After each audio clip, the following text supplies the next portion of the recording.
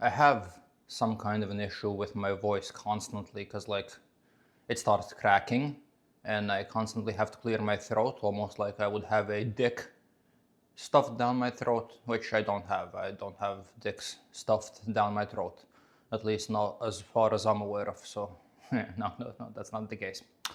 Um, People say that like boxing is the loneliest sport ever, and I would absolutely disagree with it. I mean, boxing is a lonely sport. If you consider the fact that you're competing with everyone, then yeah, sure, but you still have a lot of sense of community when it comes to boxing. Like when I was boxing, I had so many people around me, and sure, you're all by yourself when it comes to your performance and stuff like that. But you have people you're constantly training with, you have people constantly sparring with, you have people that you're constantly sparring with, so it is not lonely at all. You constantly have people around you. Then you have a coach that is constantly teaching you, so like it is not that lonely of a sport. Do you want to know what is really actually lonely? Try fucking dieting for months and months in a row where you can't really go out, when you can't really hang out with people because people normally want to go out and eat and drink and have fun. Try doing that for like months and months where you're basically just locked in a box, and when you're basically just kind of like sitting at home by yourself and dieting. And then on top of that, the training part isn't really all much more social than that. Because like if you're actually training, you're not going to be walking around the gym like fucking talking with everyone. And on top of that, I don't even really like when people would constantly talk to me. So yeah, sure, like when I go to the gym, there are a few people I say hi to. And like if there's a pretty girl working out, I'm probably gonna try to speak with her at some point. But it's not like I'm constantly interacting. And it's almost like I can't even really keep a conversation going when I'm at the gym because like what is it that I'm gonna talk about? Like I'm not gonna start a full-on conversation that is completely unrelated to the gym at a gym. And also on top of that, I kind of have to go and like do the exercise. Like I'm not really all that interested in losing my pump, and I'm also not really that interested in wasting a lot of time just like fucking chilling there and talking. So like it's not a good environment to talk to. And then also like who is it that you're going to talk to? Okay, you're gonna say hi to a few guys that you know, but you're not really going to break out into like a full-on conversation with them. At least I wouldn't, because I feel like it's like a dumb thing to do. And then on top of that, like, okay, well, you can talk to women, but like, I don't feel like women necessarily want to be approached at the gym. And I mean, some do. And if they're gonna find you attractive, they might be open to talk to you. But other than that, it's just like they're there to work out. Like, they don't want to have your dumb ass talking to them. And then also, like, you can catch them in really odd moments. So for an example, like if she's like fucking stretching or like actively lifting weights all sweaty and shit, she doesn't want your dumb ass walking up to her and talking to her. She wants to be left the fuck alone. She wants to just like fucking do her workout. So like if you want to communicate with people, you need to go out. If you want to have fun and talk to girls, you have to go to a bar or a restaurant, worst case scenario, even though restaurants are not really ideal as well. Nightclubs are not ideal to talk to, but you can try. I mean, you're not really going to be able to make a lot of conversation because of the noise, but you can like kind of creep up to like people and like, hey. So you can do that. But like if you're constantly dieting and if you're not able to consume alcohol because of it, it becomes increasingly more difficult to socialize. So I would argue that like doing fitness is like the loneliest hobby you can ever have. You are going to be fucking alone for most of the time. And you can force social situations if you really want to. You can find a way to talk to people, but that is also not necessarily going to be easy because you're just like constantly hungry and your priorities are not going to be focused towards like talking to people. Your priorities are going to be focused towards getting left the fuck alone, sitting at home, sleeping, and maybe eating, hopefully eating, trying to consume as much food as you can while still losing weight. So yeah, no, this is like hands down the loneliest thing I have ever done. It is not a fun experience all of the time. And I like it. I feel like it gives me like a sense of purpose and I still enjoy doing it. But like I could definitely go for a few drinks. I could definitely go and chat with women. I could definitely hang out and go to events. That would be a fun thing. But unfortunately, that is not the path that I've chosen, so I am going to be sitting in this little fucking box of mine and I'm going to keep on dieting until I'll reach my goal. Then there's going to be a little bit of a break where I can eat more, I can do more, and I can go out. And then in a few months' time, we're going to be back to dieting again. So that is kind of how I plan on spending the next couple of years. I feel like I'm better when it comes to talking during the morning time. Because like if you guys like look at the videos, like the first video that I make during the day is always like much more decent and I'm much more energetic. And then like the next video that I make during the evening with like the lights and stuff, like it looks a little bit better, I feel like, but I also like stumble over my words quite actively and I'm not really able to express myself as well. So I feel like I'm better when it comes to talking during the morning time than during the evenings. Anyways, you guys already know the drill. I just came home to eat.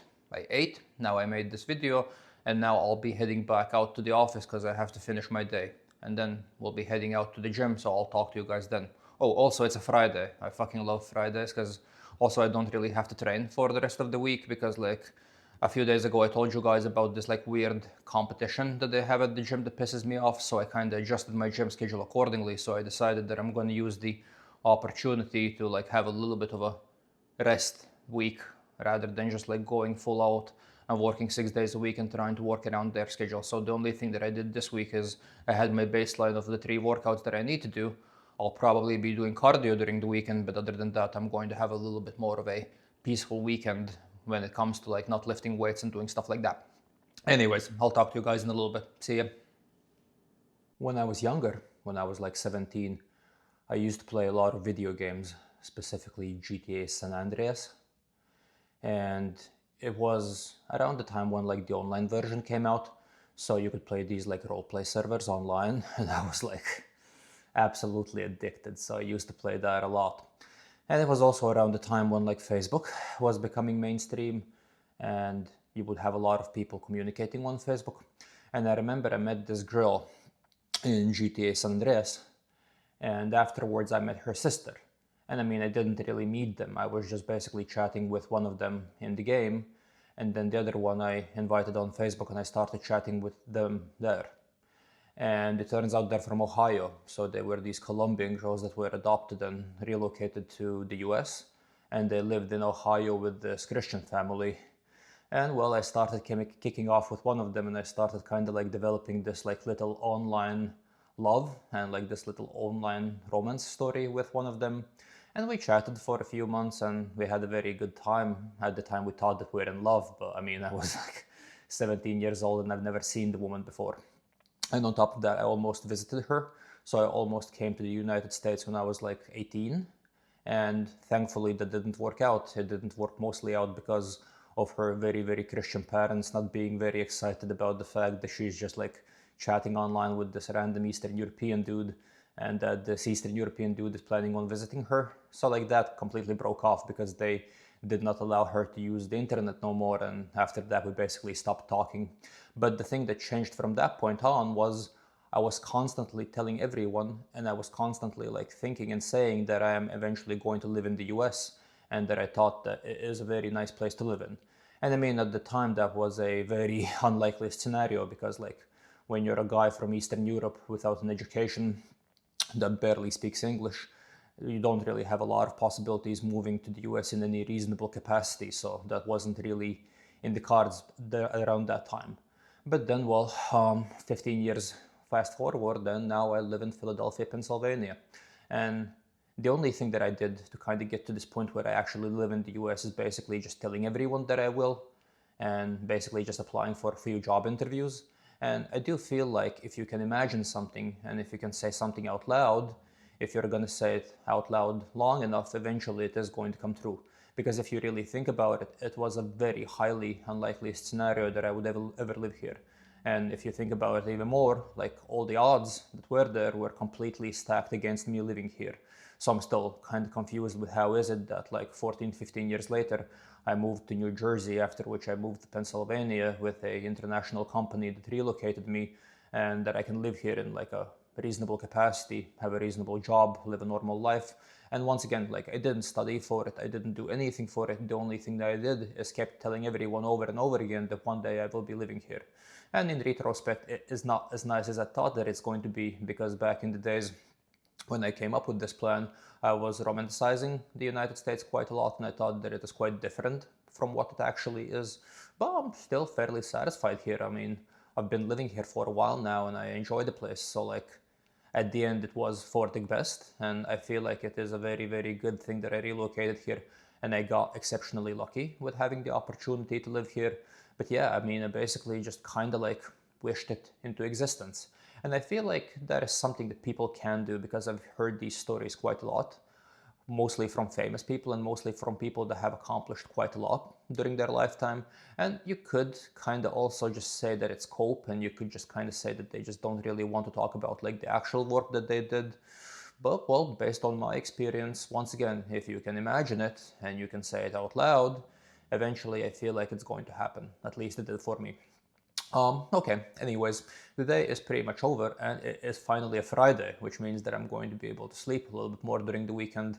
Also, I'm not really going to be going and lifting weights this weekend, so I'm going to be at home a little bit more. I plan on like actually properly cleaning the apartment.